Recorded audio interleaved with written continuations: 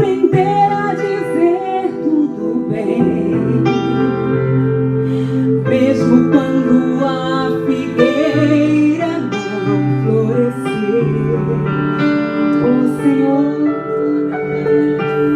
eu preciso que minha fé em Ti se fortaleça. Eu preciso crer em Ti antes que o milagre aconteça. Me ensina a confiar em Ti, me ensina a depender de Ti, me ensina a ver sair virtude mesmo antes de Te tocar. Me ensina a confiar em Ti, me ensina a depender de Ti. O meu socorro está em Teus braços. Me ensina a confiar em Ti. Nos ensina a confiar em Ti, Senhor. Eu preciso aprender a confiar em Ti.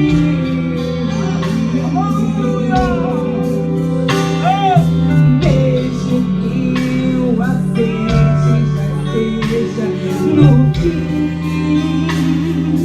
Nos ensina, Pai, a aprender a dizer tudo bem, mesmo quando a figueira não florescer. Eu preciso que minha fé em Ti se fortaleça, Senhor. Eu preciso crer em Ti quanto antes que o milagre aconteça. Jorge, me ensina a confiar em Ti, me ensina a depender de Ti, me ensina a ver sair virtude mesmo antes de Te tocar. Me ensina a confiar em Ti, me ensina a depender de Ti. O meu socorro está em Teus braços. Me ensina a confiar em Ti. Confiar na força do Seu braço, descansar debaixo de Tuas asas, esperar de Ti o meu socorro. Me ensina a confiar, me ensina a confiar em Ti, me ensina a depender de Ti. O meu socorro está em Teus braços. Me ensina a confiar em Ti. Confiar na força do Seu braço, descansar debaixo de Tuas asas, esperar de Ti o meu socorro. Me ensina a confiar.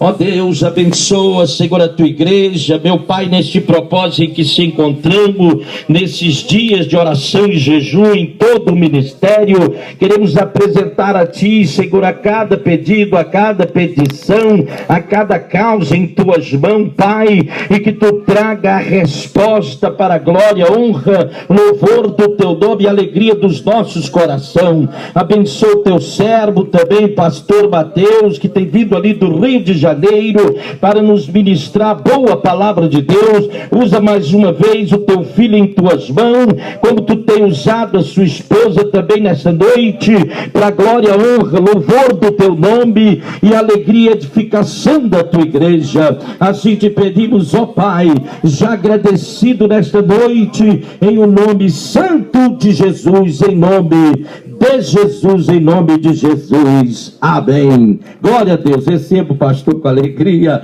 aleluia, já está aqui no altar, amém. Glória a Deus. Deus abençoe, seja bem-vindo, amém.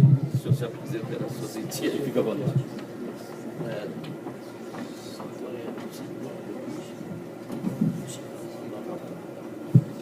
Meus irmãos, eu quero vos cumprimentar com a paz do Senhor Jesus. Amém. Dizê-los da minha alegria, pelo privilégio que o Senhor Deus está me concedendo em poder estar com os irmãos nesta noite, para juntos nós louvarmos ao Senhor, nos regozijarmos em Deus por tudo que o Senhor tem feito em nossas vidas. Que Deus possa continuar abençoando esta igreja de uma forma muito especial. Louvar a Deus pela vida do pastor Fernando, juntamente com toda a sua família, todos que servem ao Senhor nesta casa. Que Deus possa continuar cumprindo o propósito dele sobre a vida de cada um dos irmãos. Quantos nesta noite estão de corações abertos para ouvir a palavra de Deus? Diga amém. Amém. Eu quero convidar você para abrir comigo a sua Bíblia no Evangelho de Jesus Cristo, escrito por Mateus, no capítulo 10. O Evangelho de Jesus, escrito por Mateus, no capítulo 10.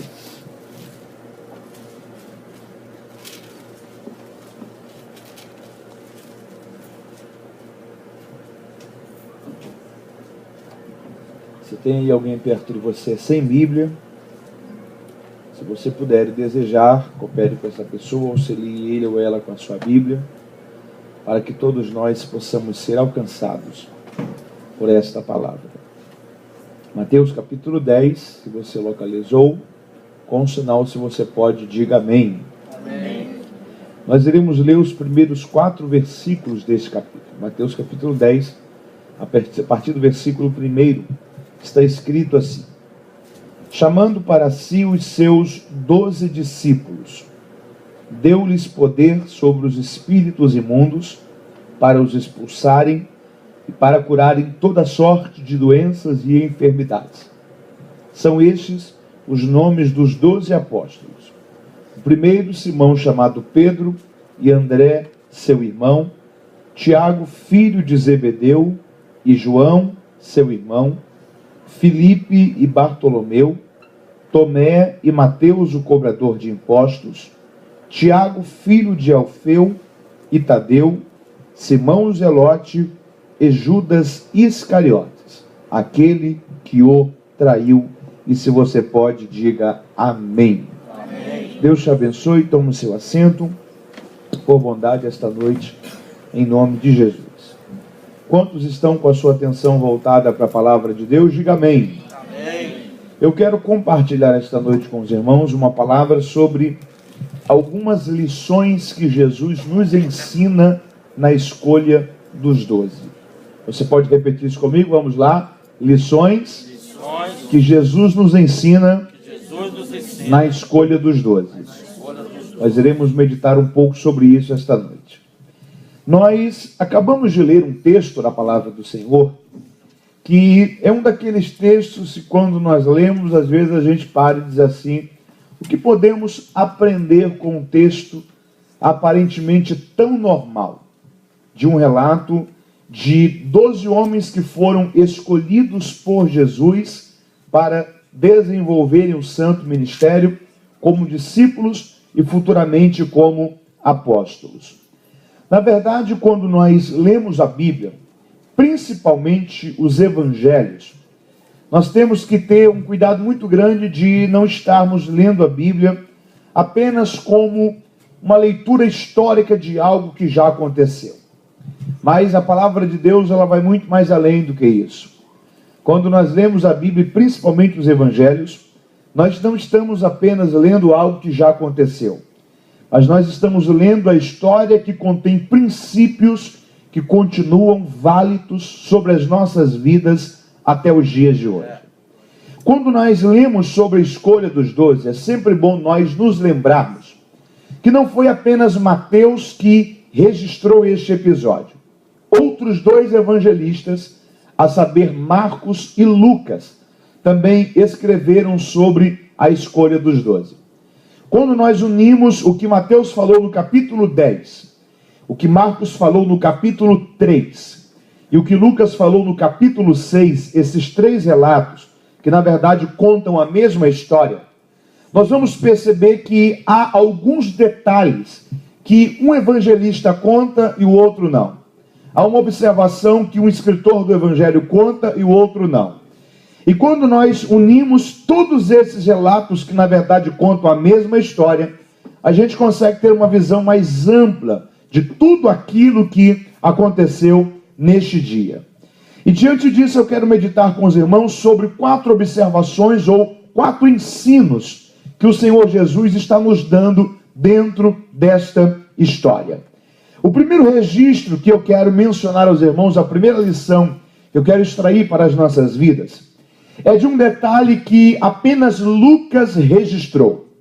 Lucas, no capítulo 6 e no versículo 12, apenas ele diz que Jesus escolheu os 12 homens em um dia pela manhã. Só que a madrugada que antecedeu a esta manhã, Jesus passou toda ela em oração. Então vamos entender isso aqui. Jesus passa toda uma noite orando, consultando a vontade do Pai, buscando a vontade do Pai para aqueles que ele haveria de escolher, para então no outro dia pela manhã, ele chamar para si esses 12 homens que seriam seus discípulos. Há aqui uma lição que Jesus está nos ensinando para as nossas vidas. E que lição é essa? Decisões e escolhas que são importantíssimas acerca do nosso futuro não podem ser feitas sem a presença de oração. Eu fico pensando o seguinte: se Jesus, sendo Deus, sendo onisciente, conhecedor de todas as coisas, de passado, presente, futuro, sendo conhecedor das intenções dos corações daqueles que ele haveria de escolher, sendo sabedor de tudo isso, precisou se submeter a esse princípio de consultar a vontade do Pai antes de escolher, antes de decidir. Então, quanto mais nós, que somos seres humanos falhos, sujeitos a errarmos, a escolhermos por motivações erradas, quanto mais nós precisamos entender esta verdade, que na oração Deus tem as escolhas certas que nós precisamos fazer nas nossas vidas. Louvado seja o Senhor Deus por isso. Quando nós oramos, nós estamos reconhecendo que nós somos falhos, mas o Deus que nós servimos, Ele é perfeito. Quando nós oramos, nós estamos reconhecendo que nós somos sujeitos a escolhermos por motivações erradas, mas o Deus que nós servimos, nele não existe nem sombra de variações. Quando nós oramos, nós estamos reconhecendo que nós somos seres mortais, mas o Deus que nós servimos, Ele é imortal. Nós estamos limitados ao presente, mas Deus, Ele é eterno, transita entre passado, presente e futuro no mesmo tempo, e sabe de todas as coisas, e quando Ele nos dá uma direção, é porque Ele já tem um caminho preparado para a nossa história. Glórias sejam dadas ao Senhor por isso. Então, buscar a vontade de Deus para as nossas vidas, buscar a vontade de Deus para as nossas decisões, para as nossas escolhas, é um princípio imutável que nós precisamos carregar dentro de nós. E o Senhor está nos ensinando isso. Decisões e escolhas não podem ser feitas sem a presença de oração. Eu quero profetizar esta palavra de Deus sobre a sua vida. Deus tem a decisão certa que você precisa fazer. Deus tem o caminho certo que você precisa seguir.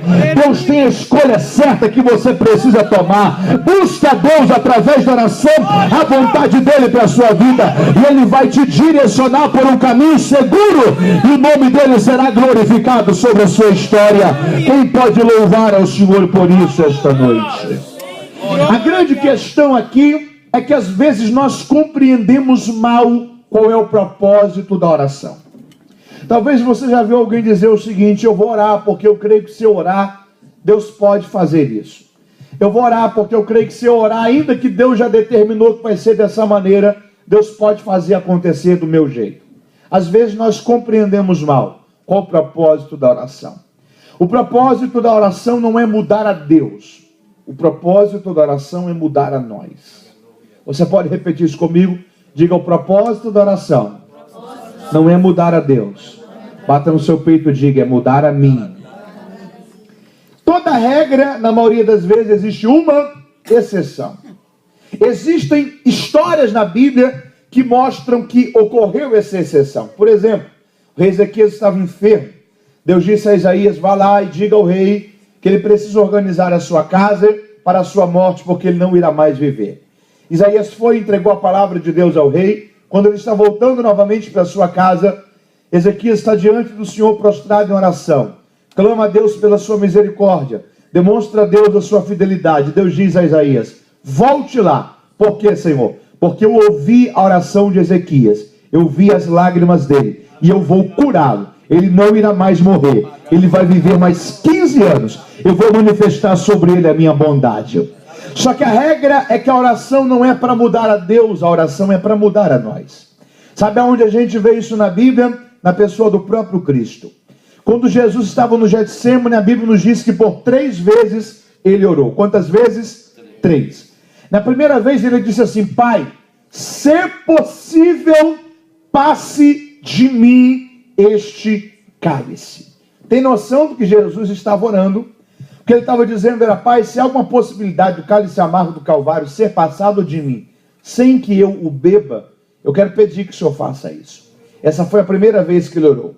Ele foi até os discípulos, eles estavam dormindo. Quando ele retorna novamente para o lugar da oração, ele faz uma oração totalmente diferente. E ele diz: Senhor, já que essa é a sua vontade, então que ela seja feita, que eu beba desse cálice e a sua vontade seja cumprida. E na terceira vez ele orou da mesma maneira que havia orado na segunda. Sabe por quê? Porque a oração não é para mudar a Deus, mas a oração é para mudar a nós. Não é para fazer a nossa vontade ser a vontade de Deus, mas é para fazer a vontade de Deus vir sobre nós, dominar a nossa vontade, dominar o nosso querer e nos levar à submissão à vontade de Cristo.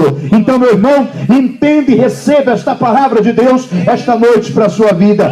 Deus tem o melhor para você. Deus tem o melhor para o seu futuro. Deus tem o melhor para a sua história. Busca a vontade de Deus e Deus irá te revelar a vontade dele, e você viverá o plano perfeito de Deus para a sua vida. Quem está entendendo isso pode glorificar ao Senhor por isso. Então a primeira lição que a gente aprende aqui é que decisões e escolhas precisam ser feitas através da oração. Tendo orado toda uma noite, no outro dia pela manhã, escolheu os seus 12 discípulos.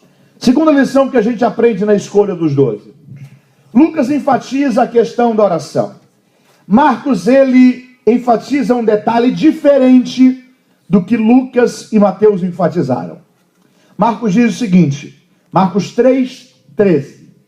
Jesus, subindo ao monte, chamou para si quem ele quis. Se você pode repetir isso comigo, diga: Jesus escolheu quem ele quis.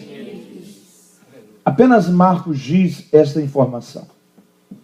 Isso é no mínimo curioso, porque a expressão Jesus escolheu quem ele quis dá uma ideia de que Marcos estava querendo justificar a escolha de algum dos discípulos que Jesus havia feito. Era como se aparentemente ele estivesse dizendo, embora se fôssemos nós, não escolheríamos tal ou outro, Jesus escolheu porque sabia que de fato ele era a pessoa certa. Jesus escolheu quem ele quis. Dá uma impressão que essa ideia que Marcos está introduzindo no relato. Por que ele faz isso? Porque ele entendia uma verdade sobre a escolha de Deus. E aqui está a segunda lição da escolha dos 12. Marcos entendia que Deus não escolhe ninguém pelo que esse alguém é hoje, mas todos quanto Deus escolhe, ele escolhe pelo que ele fará esse alguém ser no amanhã. Você pode repetir isso comigo? Diga, Deus não escolhe pelo agora. Diga, Deus escolhe porque ele já viu o amanhã. Se fôssemos nós no lugar de Jesus, é bem provável que nós não iríamos escolher grande parte dos que Jesus escolheu. Quando a gente analisa a vida deles no presente em que eles foram escolhidos, sem nos lembrarmos, sem levarmos em consideração a sequência da história que a gente já conhece, se a gente pensasse apenas em quem era Mateus, quem era Tiago, quem era João, quem era Pedro, antes da escolha, é bem provável que nós não os escolheríamos para que ele fosse um dos discípulos. Mas Jesus não escolhe ninguém pelo agora. Todos quanto ele escolhe é pelo projeto que ele tem para o futuro da vida dessa pessoa. Dois exemplos rápidos de dois discípulos que a gente não escolheria. Primeiro, Mateus. Mateus era publicano ou cobrador de impostos. Na época toda a Palestina, assim como a Galileia, estava sob o domínio do Império Romano. Os judeus eles tinham que pagar impostos a Roma. Mas a quem é que eles pagavam? Ao imperador? Não. Eles pagavam aos cobradores de impostos. Só que se o imposto, por exemplo, custava 10, o cobrador de impostos cobrava 20. E os outros 10 iam para quem? Para ele. O cobrador de impostos ele era mal visto dentro da sociedade da época. Tanto é que Zaqueu era cobrador de impostos. E quando Jesus cogitou a possibilidade de fazer uma refeição na casa de Zaqueu, as pessoas escandalizaram e disseram, como é que o Senhor aceita comer na casa de um pecador, na casa de um ladrão como Zaqueu? Porque o cobrador de impostos ele era totalmente mal visto pela sociedade judaica daqueles tempos.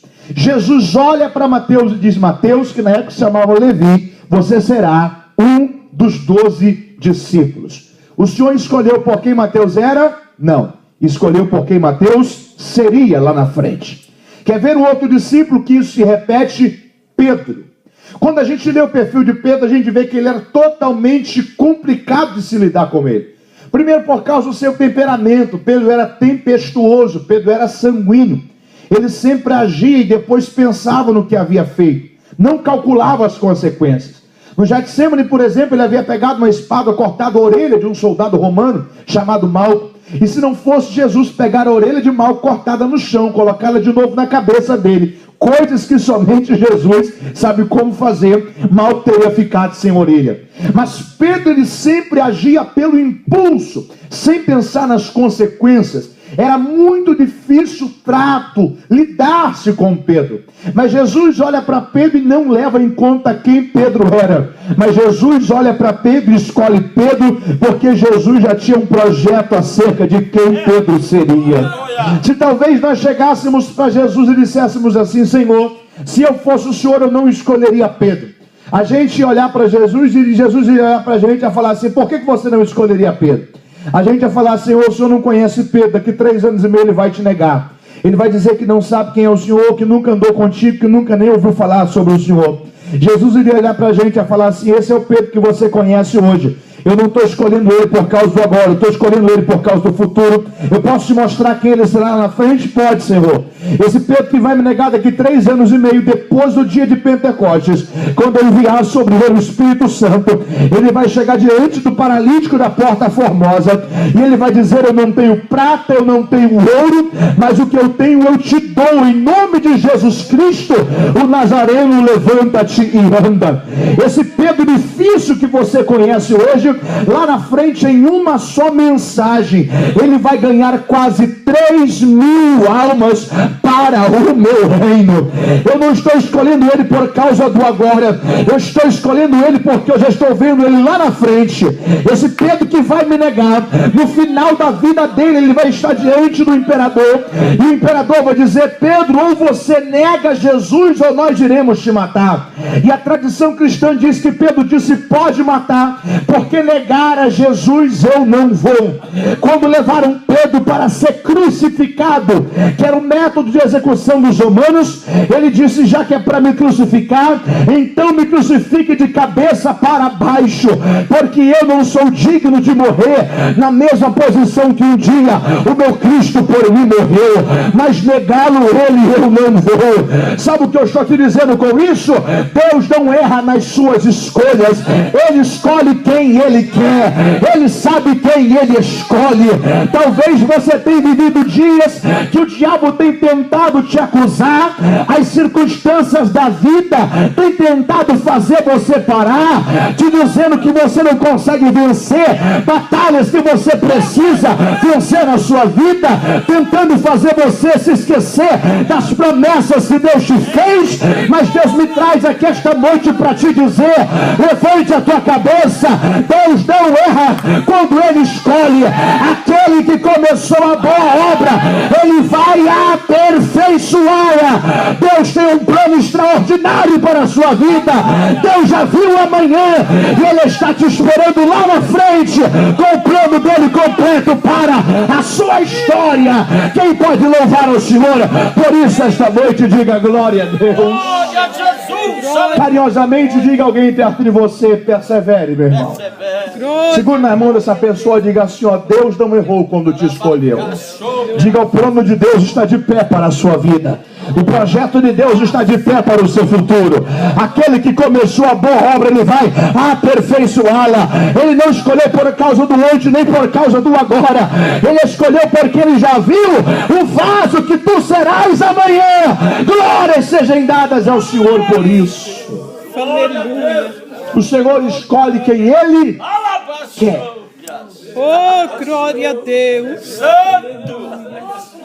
O Senhor escolhe quem ele quer. Aleluia. Glória, glória. É por isso que tem gente que hoje a gente olha e diz assim: eu não sei o que o pastor viu nele, eu não sei o que Deus viu nela, mas lá da vez daqui 5, 10 anos você vai dizer: eu me lembro de quando ele estava lá no início, eu me lembro das lutas que ele enfrentava. Talvez você vai dizer: até por algumas vezes eu já julguei ele, eu já julguei ela. Só que ele se tornou uma bênção, um homem de Deus, uma mulher de Deus. E por que é que eu não entendia isso lá atrás? Por uma razão muito simples. Deus não escolheu por quem ele era, Deus escolheu por quem ele seria. Deus não escolheu por quem ela era, Deus escolheu por quem ela seria. Deus não nos escolhe pelo que somos, Deus nos escolhe por causa do plano, do projeto que a misericórdia dele nos alcançou para a glória exclusiva do seu nome. Quem pode levantar as suas mãos e render graças, glorificar a Deus pelo seu amor e pela sua bondade que nos alcançou? Glórias sejam dadas a Deus por isso esta noite. Deus não erra quando ele escolhe. Glória, glória. Jesus, subindo ao monte, chamou para si quem ele quis. Foi assim com Davi, foi assim com Saulo. Deus não escolheu por quem Saulo era ou por quem Davi seria, mas pelo rei Davi que se tornaria, pelo apóstolo Paulo que se tornaria. Receba esta palavra de Deus, levante a tua cabeça. Deus já viu que o seu amanhã será melhor do que o seu presente. Você pode dizer isso para alguém perto de você? Diga-se alegre, Deus já viu que o seu futuro será melhor do que o seu presente. Quem está entendendo a palavra de Deus e pode dar glórias ao Senhor? Primeira lição que a gente aprende: decisões e escolhas devem ser feitas através da oração. Segunda lição: Deus não escolhe ninguém pelo que esse alguém é hoje, mas pelo que ele fará esta pessoa ser no amanhã. Terceira lição: volte o seu olhar para Mateus capítulo de número 10. Mateus 10. Olha o que a Bíblia diz aí no versículo 3. A Bíblia diz que Jesus escolheu Filipe. Diga comigo, Filipe. Diga Bartolomeu. Diga Tomé. Diga Mateus, o cobrador de impostos. Diga Tiago, filho de Alfeu. E qual o nome do último discípulo do versículo 3? Tadeu. Qual o nome dele? Tadeu. Diga bem forte, Tadeu. Tadeu. Qual o nome dele? Tadeu. Olhe para alguém perto de você e pergunte para essa pessoa: você já ouviu falar sobre esse discípulo?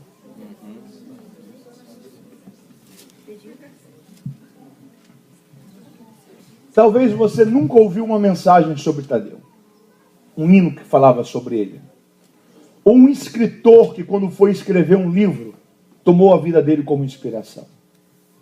É provável ainda que a grande maioria de nós nem lembrava que ele era um dos 12 discípulos.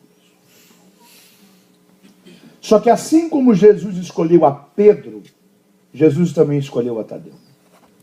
Assim como Jesus escolheu a João, o discípulo do amor, Jesus também escolheu a Tadeu. O mesmo tempo de oração que Jesus dedicou para escolher Tiago, que seria um dos futuros pastores da igreja em Jerusalém, o mesmo tempo de oração, o Senhor também dedicou para escolher Tadeu. O que Jesus está nos ensinando aqui? Ele está nos ensinando que o ministério não é um convite à evidência, mas é um convite ao trabalho. Você pode repetir isso comigo? Diga: o Evangelho não é um convite à evidência. Diga: o Evangelho é um convite ao trabalho. Pedro, Tiago e João, eles tiveram sobre si a evidência do discípulo que eles foram. Só que quando a Bíblia diz que os 12 curaram, Tadeu também curou. Quando a Bíblia diz que os 12 libertaram, Tadeu também libertou. Quando a Bíblia diz que os 12 foram e evangelizaram, Tadeu também evangelizou. Ele pode não ter tido a mesma evidência dos outros discípulos, mas ele entendeu que ele foi chamado para o mesmo trabalho. E nós precisamos trazer isso aqui para a nossa vida cristã. É o valorizar das coisas simples do Evangelho. É o valorizar, talvez, dos trabalhos simples, menos visados, que o Evangelho nos concede a oportunidade de fazer. O grande valor da vida, do Evangelho, está nas coisas simples. Um dia os discípulos chegaram para Jesus e disseram: Senhor, nós também estamos curando, nós também estamos libertando, também estamos expulsando demônios, também estamos pregando. O Senhor olhou para ele e disse assim: se vocês querem se alegrar de uma coisa, se alegrem única e exclusivamente pelo fato de que o nome de vocês está escrito no livro da vida dos céus. Valorize as coisas simples, porque Deus se agrada disso. Glórias sejam dadas a Deus. Esta visão de Jesus ao escolher Tadeu é a mesma visão que Paulo desenvolve em seu ministério acerca da igreja. Paulo, ele figurou a igreja como um corpo, Cristo como o cabeça e cada um de nós como membros desse corpo. Você pode repetir isso comigo? Diga: nós somos um corpo. Diga bem forte: a igreja é um corpo. Diga: Cristo é o cabeça. Bata no seu peito e diga: eu sou membro deste corpo. A igreja é um corpo. Cristo é o cabeça. Porque dele vem a decisão, dele vem a direção, dele vem a visão, dele vem a sabedoria, dele vem a palavra, dele vem a nossa audição espiritual. É ele que nos orienta, é ele que nos coordena, é ele que nos move, é ele que nos direciona. Cristo é o cabeça sobre a igreja. A igreja é um só corpo e cada um de nós, individualmente, neste corpo, somos membros. Existem pelo menos duas grandes verdades que nós precisamos entender aqui. Primeiro, quando a Bíblia diz que a igreja é um corpo e nós somos membros, ela estava falando sobre a importância de nós estarmos juntos. Deixa eu tentar te explicar isso daqui. Esse dedo, por exemplo, meu aqui, ele é um membro do meu corpo, sim ou não? Sim. Se eu corto ele, meu corpo consegue sobreviver sem ele? Consegue. Mas ele consegue sobreviver sem o meu corpo? Não. O corpo não sou eu sou membro. Eu me torno corpo quando eu me junto aos outros membros. Então a palavra do Senhor está nos ensinando uma coisa aqui. Para a vida de Cristo fluir em nós precisamos estar juntos. Nós precisamos congregar. A sua atitude de sair às sextas-feiras, aos domingos, da sua casa, vir a esse lugar e reunir-se com outros irmãos. Você está transmitindo uma mensagem com isso. O que você está dizendo é: eu sou membro do corpo de Cristo. Quando eu estou junto ao restante do corpo, a vida de Cristo flui em mim, a graça de Cristo flui em mim, o sangue de Cristo flui em mim, as revelações de Deus fluem em mim, porque eu dependo de estar junto ao corpo para que eu não morra espiritualmente. Glórias sejam dadas a Deus por isso. Aleluia! É por isso que quando você vê alguém dizer que é crente, mas não congrega, cuidado. Isso é membro fora do corpo. Hora ou outra vai acabar apodrecendo, morrendo espiritualmente. Só que há uma segunda lição sobre a ideia de corpo e membro, que está junto com a ideia da escolha de Tadeu. A igreja é um corpo, nós somos membros. Você já percebeu que existem membros do corpo que não aparecem? Mas se eles não estivessem ali, o corpo não estaria vivo. Deixa eu te dar um exemplo. Quem aqui já viu o coração de alguém? O pulmão, o cérebro, o estômago de alguém? Provavelmente não. Mas se o coração não estivesse ali, a pessoa estaria viva? Também não. Se o pulmão não estivesse ali, o corpo estaria crescendo? Não. Quando Paulo diz a igreja é um corpo, nós somos membros, em outras palavras, o que ele estava dizendo era: tem gente na igreja que não aparece, mas se ele não estivesse ali, se ela não estivesse ali, o corpo não cresceria, o corpo não sobreviveria, o corpo não desenvolveria. Tem gente que às vezes não prega, mas é através da oração dele que Deus dá mensagem a quem prega. Tem gente que às vezes não canta, mas é através da intercessão dela que Deus usa quem canta. Tem gente na igreja que às vezes não desenvolve nenhum cargo público dentro da igreja, mas é através do trabalho dele, da intercessão dela, é através da dedicação deles que a obra de Deus avança, que Deus dá livramento ao pastor, que os pecadores ficam alerta, que os ímpios são alcançados, porque entenderam que o evangelho não é um convite à evidência, mas é um convite ao trabalho. O importante não é aparecer, mas o importante é funcionar como igreja, como membro do corpo de Cristo. Eu venho te dar uma boa notícia esta noite. Deus tem uma missão para você, Deus tem uma utilidade para você, Deus tem um chamado para você.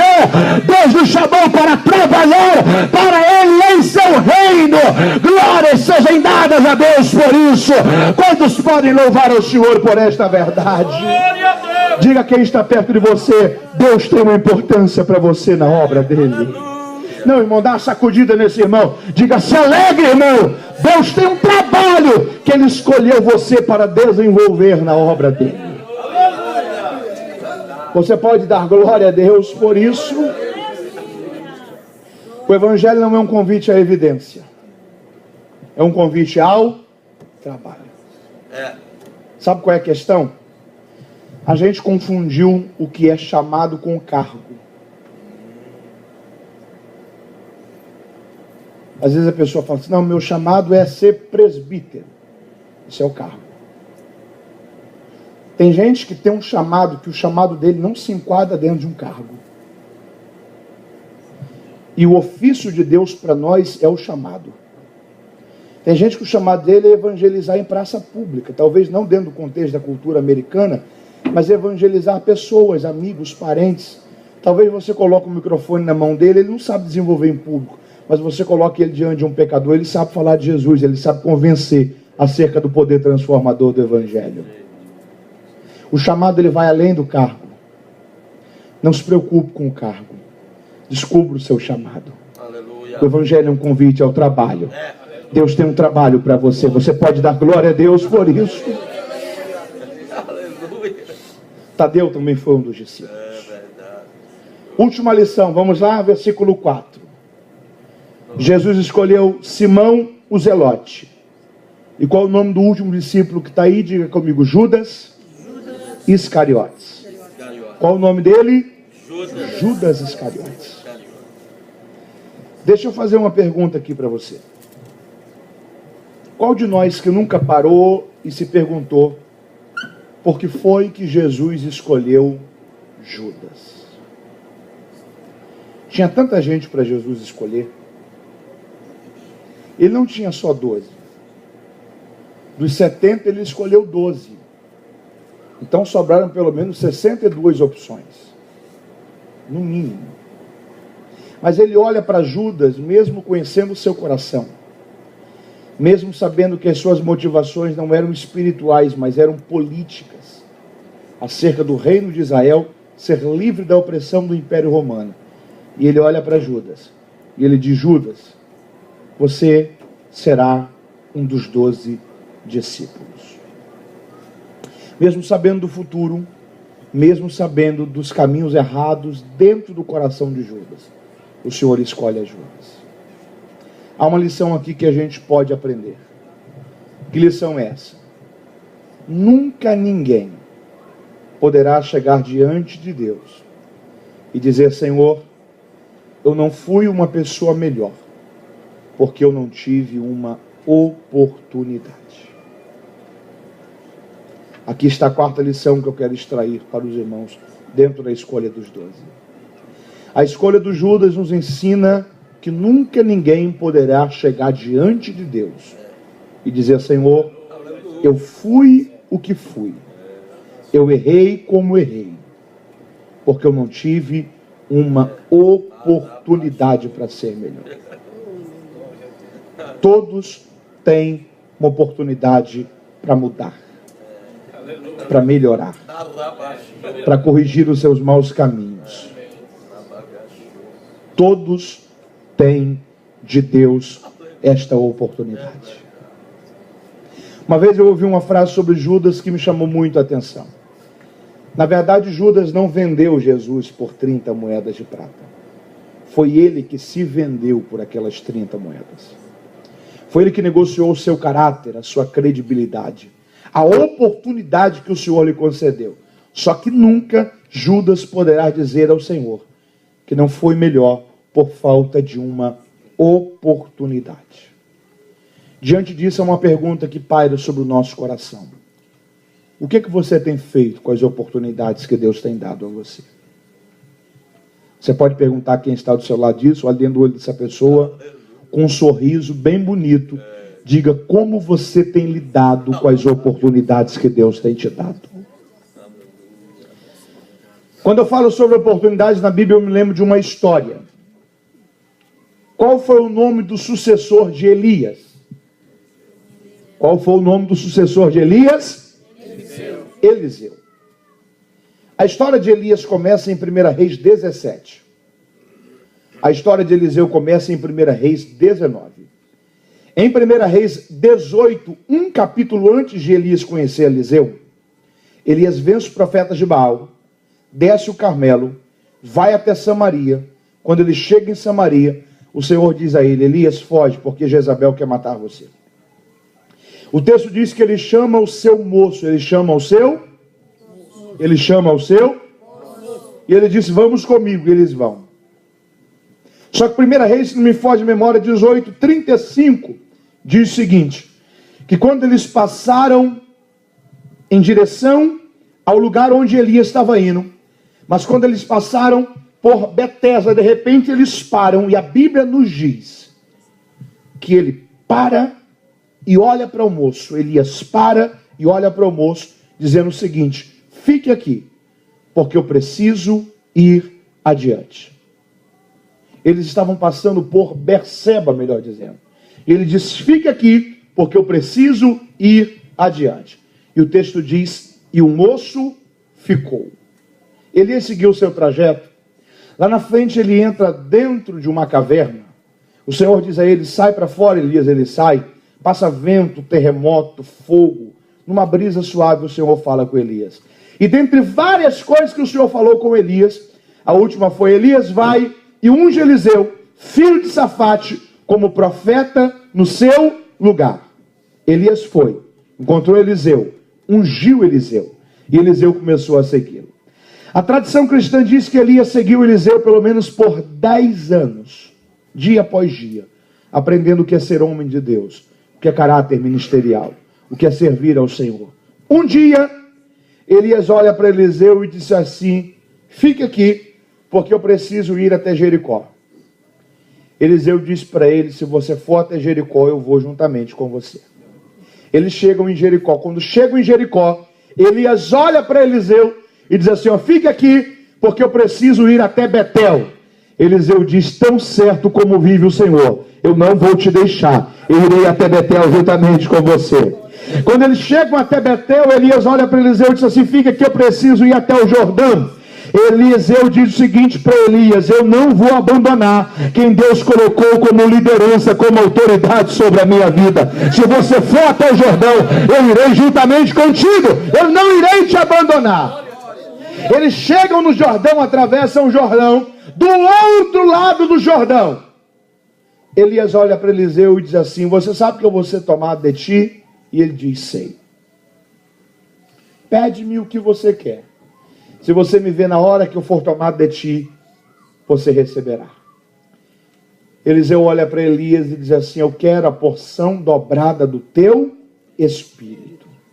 Ou seja, eu quero que Deus derrame sobre mim 2 vezes mais do que Ele derramou sobre você. Se Deus te encheu, eu quero que Ele me encha 2 vezes mais. Se Deus te ungiu, eu quero que Ele me unja 2 vezes mais. Se Deus te usou, eu quero que Ele me use 2 vezes mais. Eu quero ir além, eu quero produzir mais, eu quero frutificar mais, eu quero que Deus derrame sobre mim 2 vezes mais do que Ele derramou sobre você. Eu quero a porção dobrada do teu espírito sobre mim. Elias olha para ele e diz assim: ó, se você me ver, na hora que eu for tomado de ti, você receberá. Aí o texto diz que estando os dois andando e falando, de repente vieram carros e cavalos de fogo e separaram Elias de Eliseu.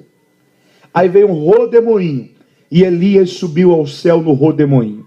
A capa de Elias caiu. Nunca mais Eliseu o viu, mas a porção dobrada do espírito de Elias veio sobre Eliseu. Deixa eu lhe fazer uma pergunta aqui. Você sabia que, a princípio, aquela porção dobrada não era para Eliseu? Quem é que iria receber aquela porção dobrada? O moço. Mas quando Elias olhou para ele e disse assim: fique aqui, ele ficou. 10 anos depois, Elias olha para Eliseu e diz assim: fique aqui, eu preciso ir até Jericó. Eu tenho a impressão que Eliseu olhou para Elias e disse assim: eu não tenho culpa de quem desperdiçou as oportunidades da vida. Eu não vou perder a oportunidade que Deus está me dando. Se você for, eu vou juntamente com você. Onde você estiver, eu vou estar ao seu lado. Eu não tenho culpa de quem não aproveitou as oportunidades, mas eu não vou perder a oportunidade que Deus está me dando. Eu vou estar debaixo da tua autoridade. Eu vou respeitar a tua liderança. Onde você for, eu estarei juntamente com você. Quem pode glorificar ao Senhor por isso esta noite? Olha de novo para essa pessoa perto de você e pergunta: o que é que você tem feito? Quais oportunidades que Deus tem dado a você? Fica de pé glorificando a Deus nesta hora em nome de Jesus. A título de informação apenas, o que que Eliseu pediu? A porção dobrada do espírito de Elias. Sabe quantos milagres Elias realizou? 7. Quando Eliseu morreu, Eliseu tinha realizado 13 milagres. Elias realizou quantos? 7. Quando ele morreu, ele tinha realizado 13 milagres.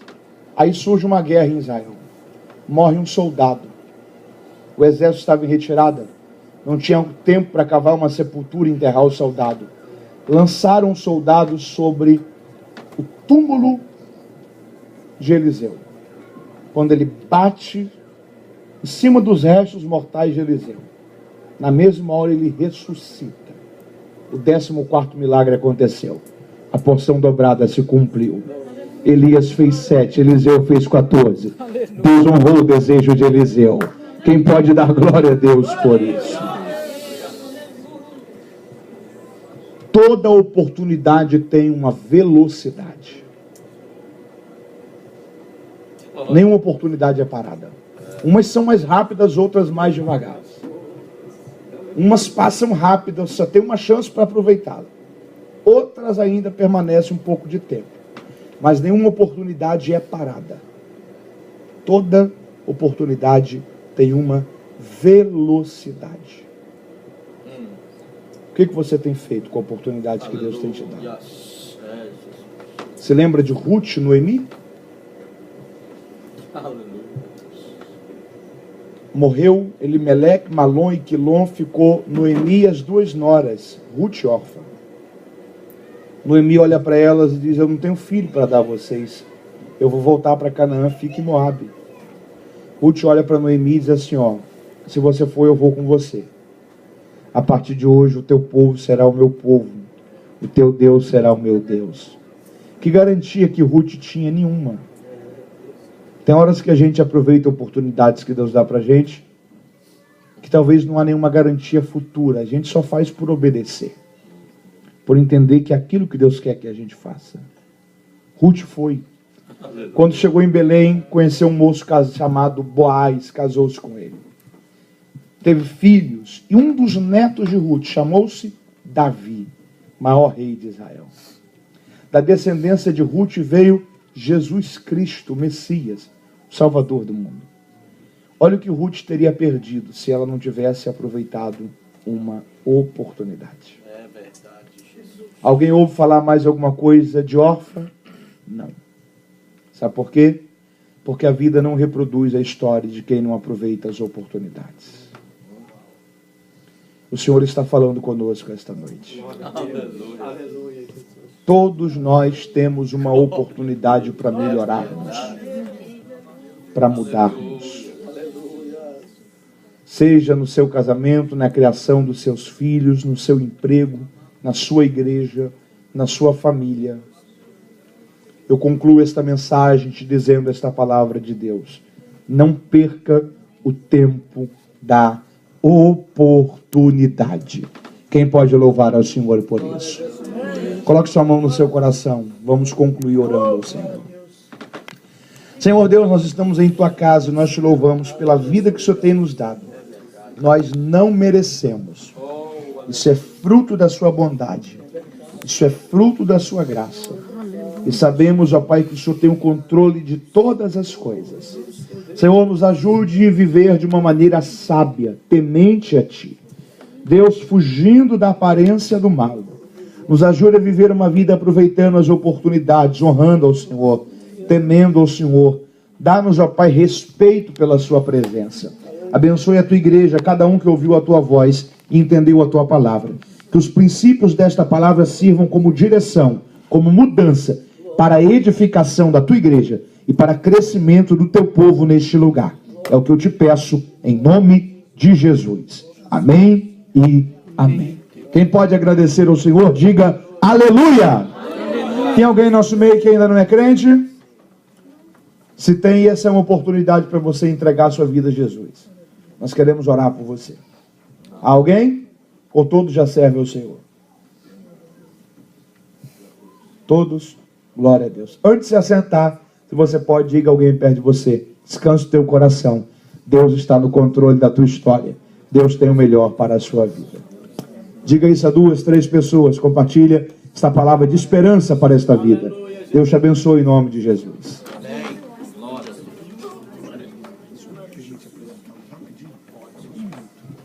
Quantos entenderam a palavra de Deus? Digam amém. Toma seu assento glorificado. Então, irmão, nós vamos ouvir mais um hino. Vou convidar a irmã Mara para louvar a Deus com mais louvor. E como nós não vendemos nada aqui, não é? Não se vende nada.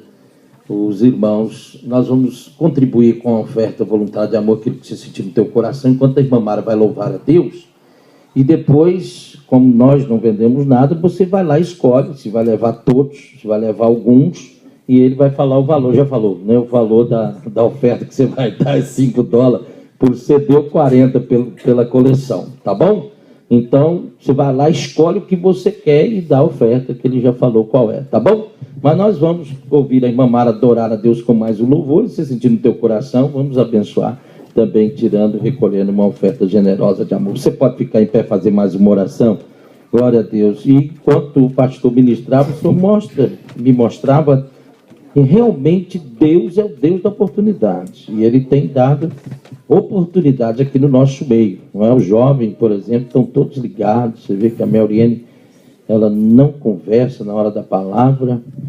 É uma bênção, o Mateus. Eles ficam sempre quietinhos, observando, pegando todas as oportunidades. Porque eles sabem que o tempo tem velocidade, não é isso? As oportunidades não param, elas têm velocidade, eles ficam atentos, hein? Glória a Deus por isso, amém? Você pode orar aí comigo?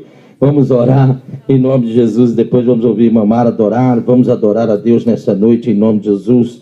Querido Deus e Pai, nós te agradecemos pela tua presença conosco e pela tua boa palavra que tem vindo de encontro aos nossos corações. Continua abençoando os teus filhos que aqui vieram, Senhor, ó Deus, através da tua presença, Senhor, ó Deus, também nos abençoar. Se a tua mão, em nome de Jesus, sobre a vida de cada irmão que generosamente nessa noite estarão também, Senhor, estendendo as tuas mãos para abençoar, Senhor, os teus filhos e multiplica os seus bens para a glória do teu nome. Oramos, pedimos e já te agradecemos em nome de Jesus. Amém e amém. Podeis assentar. Aleluia. Receba a irmã Mara mais uma vez com alegria, uma salva de palmas para Jesus. Vamos louvar o Senhor mais uma vez. Aleluia. Obrigada. Adora o Senhor comigo essa noite. Dê o seu melhor para Ele. Aleluia.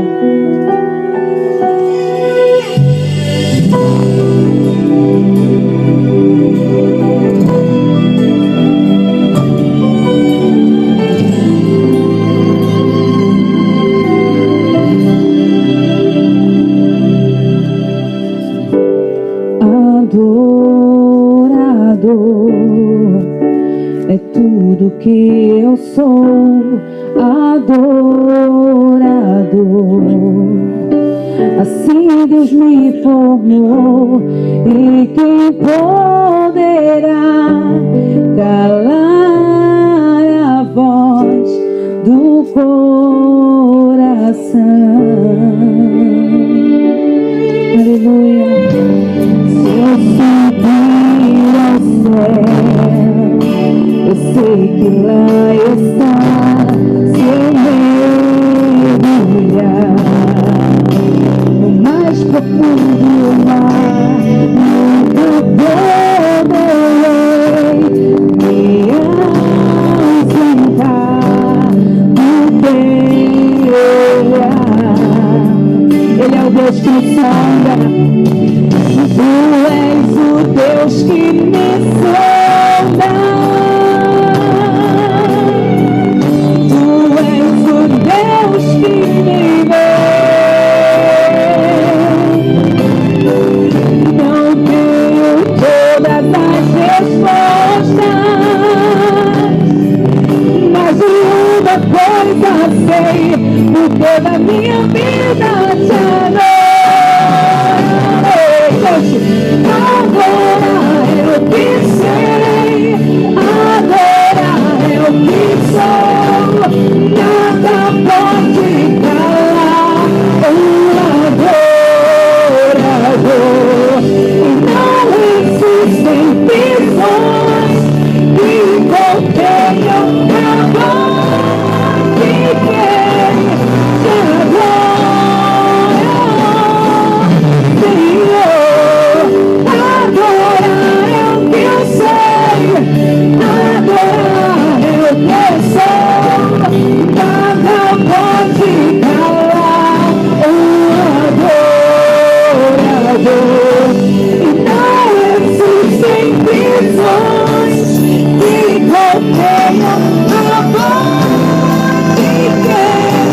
te adora, Senhor. Obrigada, Jesus, és meu Pai. Se eu vencer, se eu perder, não há problema. Se eu subir, se eu descer, se adorar ao meu prazer, força vem do Senhor. Minha força vem do Senhor. Nada pode calar o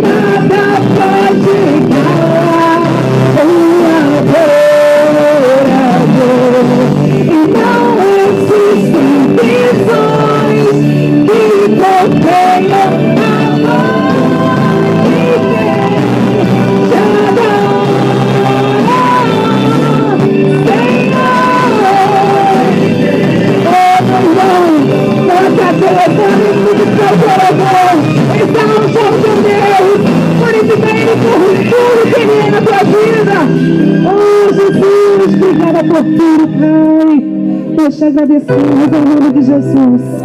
Amém. Aleluia. Louvado seja o nome do Senhor Jesus. Vamos ficar de pé, nós vamos orar, já estamos chegando ao final do nosso culto e que Deus te abençoe. Amanhã, amanhã nós temos aqui às 10 horas da manhã o nosso círculo de oração, oração de consagração, e domingo, às 9h30, nossa bendita Escola Bíblica Dominical. Os materiais já estão aí. Vou pedir ao nosso superintendente, o secretário, que ajude, não deixe os irmãos sair sem levarem o material, amém? Para que eles possam estudar e vir aqui com as perguntas, questões, para serem esclarecidos e abençoados em nome de Jesus. Glória a Deus, podemos encerrar? Vou convidar essa senhora simpática a fazer essa oração de encerramento nessa noite. E nós estaremos dando a bênção apostólica. Receba com alegria nossa missionária Beatriz. Aleluia, meu Pai, meu querido Deus, nós te louvamos, Senhor, porque Tu és fiel para conosco, meu Pai querido.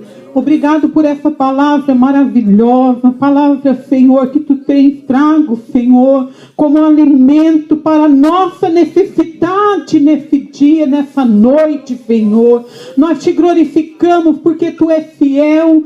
Senhor, eu te glorifico porque Tu nos dá oportunidade em nossas vidas, meu Senhor. Aleluia, que nós não deixamos passar nenhuma delas, meu Senhor, mas que nós possamos estar, Senhor, aleluia, à disposição do Teu querer, da Tua vontade, meu Senhor. Aleluia, Jesus, continua abençoando os Teus servos, abençoando a Tua igreja. Oh, aleluia, continua à frente do Teu povo, nos levando em paz, nos guardando, nos livrando de todo mal, meu Senhor, em nome de Jesus Cristo. Amém, glória a Deus. Irmão, ainda antes de darmos a bênção apostólica, lembrando os irmãos que estamos neste mês, nesses 40 dias de oração e jejum, e nós enviamos para os irmãos, passamos o vídeo aqui, o propósito pelo qual estamos orando. Nos ajude, esteja conosco, e essa semana estamos orando também pela família Minha Casa, no projeto Minha Casa Minha Família, pela vida do irmão Jefferson e a sua família, amém? Feche os teus olhinhos se você pode, curve a tua cabeça, que Deus abençoe. Pastor Mateus Soares, sua esposa irmã Mara, volte sempre, não demore, que Deus abençoe. Estão retornando para o Brasil daqui a pouco, não é? Que Deus abençoe, estaremos orando por vocês. Esse casal simpático vieram nos abençoar. Que Deus abençoe vocês em nome de Jesus. Curva a tua cabeça, aleluia, que o grande amor de Deus, a graça de Jesus e a comunhão do Espírito Santo de Deus seja sobre todos nós. A igreja diz: cumprimento seu irmão com a paz do Senhor Jesus. Estamos encerrando.